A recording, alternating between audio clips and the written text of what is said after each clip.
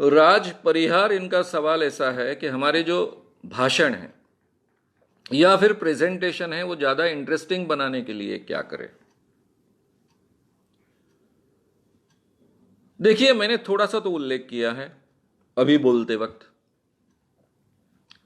यानी पार्ट 6 में, लेकिन मैं बहुत विस्तार से अपना भाषण कैसे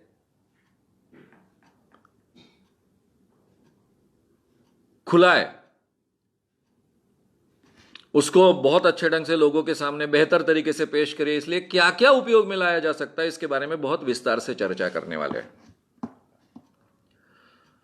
अभी दो चीजें हो गई यहां पे, आपने जो सवाल पूछा, भाषण को इंटरेस्टिंग बनाना और प्रेजेंटेशन को इंटरेस्टिंग बनाना।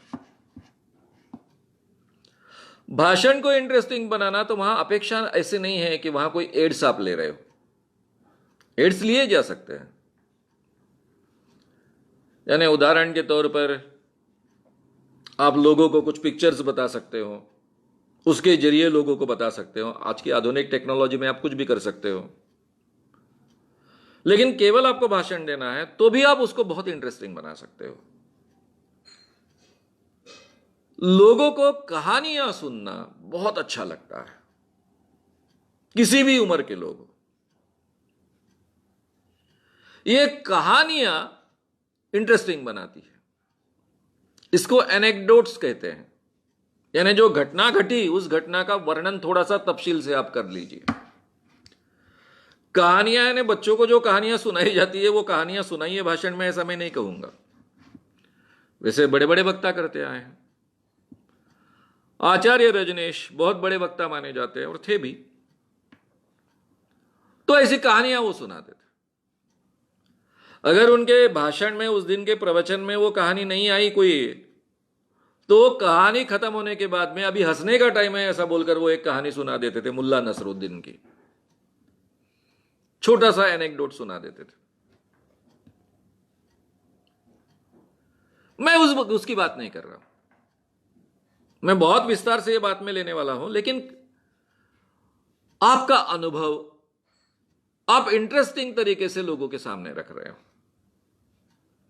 आप जो बात लोगों के सामने रख रहे हो उसके बारे में अगर कोई घटना घटी है उसका वर्णन आप कर रहे हो, या फिर उससे जुड़ी हुई आपको आगे ले जाने वाली कोई कहानी आप कह रहे हो, कोई शेर कह रहे हो। ऐसी कई बातें होती है जो आपका व्याख्यान, आपका भाषण इंटरेस्टिंग बना सकता है, प्रेजेंटेशन इंटरेस्टिंग बना सकता है। प्रेजेंटेशन में भी ऐसी कुछ बातें आप डाल सकते हो। अभी स्लाइड शो के जरिए व्याख्यान देने की प्रथा है।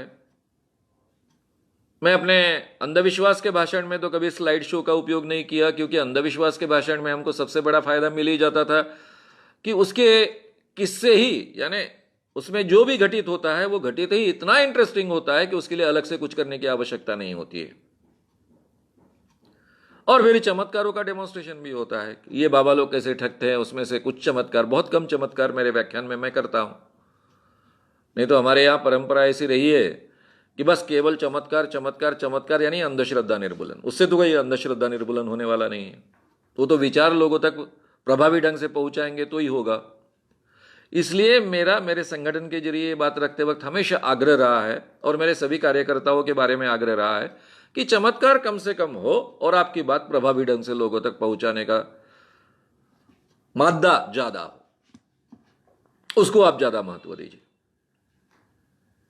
लेकिन बाकी जो विषयों पर के भाषण होते हैं तब भी मुझे बाकी एड्स की आवश्यकता नहीं गिरी कभी, क्योंकि इतने किस्से कहानियां हमारे जीवन में होती है, हर विषय के बारे में होती है।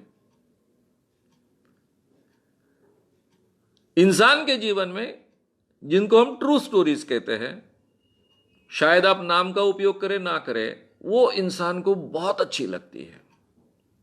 तो मैं हमेशा ये ट्रू स्टोरीज का उपयोग अपने इसमें करते आया हूं, कोई भी विषय हो। पर्सनैलिटी डेवलपमेंट के क्षेत्र में जब मैंने कुछ विषय लोगों के सामने रखने शुरू किए तो मैं हमेशा डायरेक्टली शब्दों में ही रखता था, और वो इफेक्टिव होते थे ऐसा सबका कहना भी था। लेकिन अभी नए टेक्निक्स आने लग गए, लोग स्लाइड शो के जरिए कोई कुछ बातें लोगों के सामने रखने लग गए। मैंने भी ये प्रयोग कर कर देखा, तो मुझे भी ऐसा लगा कि डायरेक्टली लोगों के साथ में बात करना, लोगों के साथ में बात को रखना, ये ज़्यादा इफेक्टिव होता है।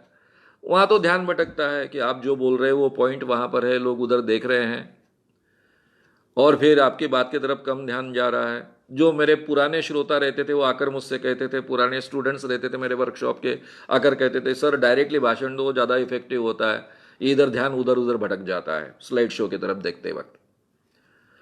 तो आप किस ढंग से भाषण देते हो, किस ढंग से लोगों तक इंटरेस्टिंग तरीके से बात पहुंचाते हो, इसके ऊपर काफ़ी चीज़ें डिपेंड होती है।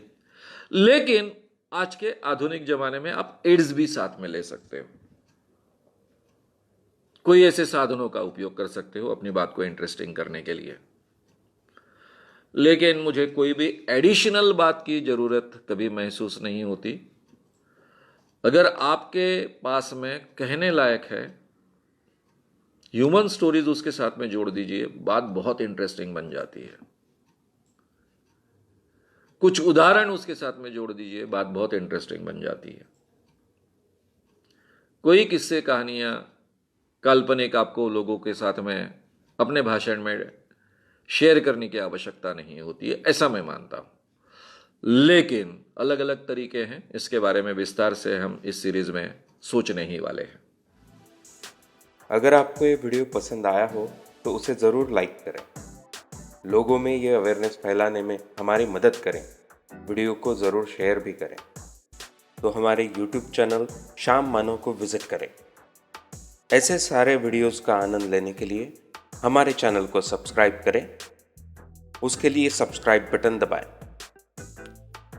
नए वीडियोस का नोटिफिकेशन पाने के लिए बेल आइकन दबाएं।